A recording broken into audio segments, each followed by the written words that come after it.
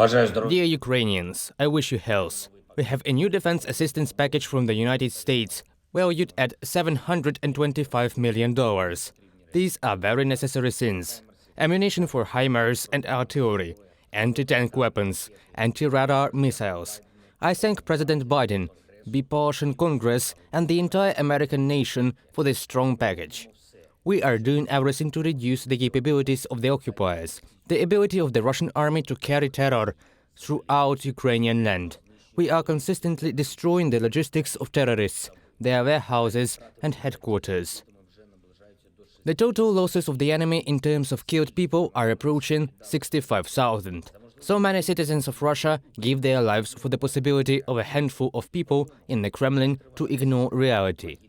And according to the way the Russian barrier operation continues, we can say that even 100,000 dead Russian citizens will not prompt the Kremlin to think a little bit.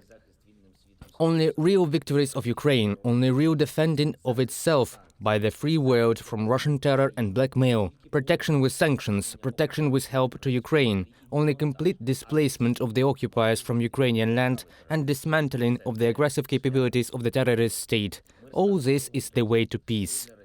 Peace will become possible when its terror becomes impossible for Russia. On October 15th and 14th, various regions of our country were targets of Russian attacks, in particular by missiles and Iranian drones. Some of the missiles and drones were shot down, but unfortunately not all. Unfortunately, there is destruction and casualties.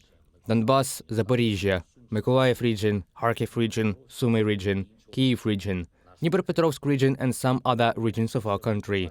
We are doing everything to shoot down more enemy missiles and drones, to neutralize more strike positions of the Russian army.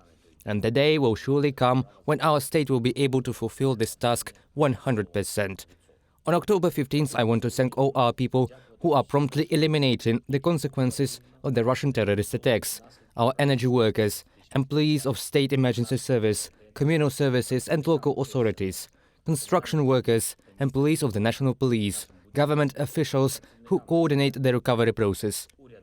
Although in some of our cities and districts the power companies are still forced to limit the supply of electricity to maintain the stability of the system, we are doing and will do everything to restore the technical capabilities for supply.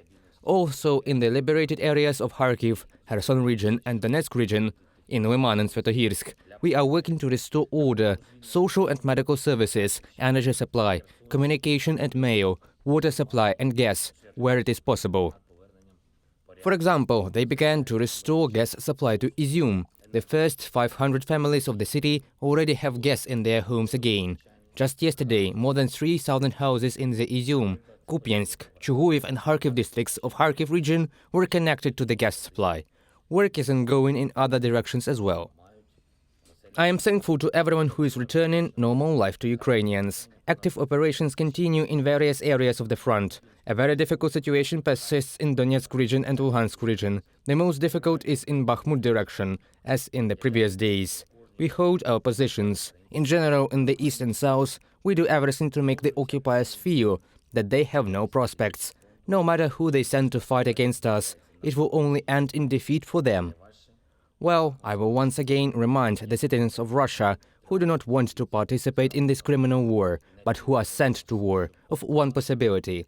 All who surrender themselves to Ukrainian captivity will save their lives. Anyone who continues to fight in the Russian army or among mercenaries does not have such an opportunity. Ukraine will definitely return everything that belongs to it. Eternal glory to all who fight for our country, eternal honor to everyone who helps us overcome Russian terror. Eternal gratitude to all who work for our victory. Glory to Ukraine!